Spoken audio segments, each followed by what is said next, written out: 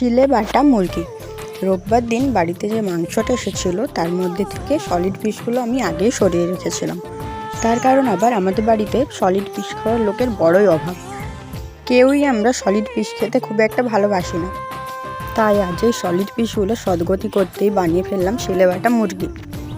খুবই সহজ আর খুবই সিম্পল। চিকেনটাকে আমি একটু আদা, রসুন আর নুন দিয়ে সেদ্ধ করে নেব, তারপর জালে একটু পুড়িয়ে নেব যাতে টেস্টটা আর একটু বাড়ে। এখানে আমি নিয়েছিলাম টমেটো, কাঁচা লঙ্কা, শুকনো লঙ্কা আর বেশ অনেকটা রসুন। এবার সবগুলো একটু কড়াইতে ভেজে নিয়ে শিলে বেটে নিয়েছিলাম, তার সাথে কিন্তু আমি চিকেনটাও বেটে নিয়েছিলাম। তোমরা যদি মিক্সি ইউজ করো তো এদিকে খেয়াল রাখবে চিকেনটা যেন একদম মিহি করে না বাটা হয়। এরপর কড়াইতে তেল দিয়ে আমি পেঁয়াজ ভাজতে দিয়েছিলাম, সাথে একটু হলুদ গুঁড়ো আর কাশ্মীরি লঙ্কার গুঁড়ো যাতে কালারটা ভালো আসে।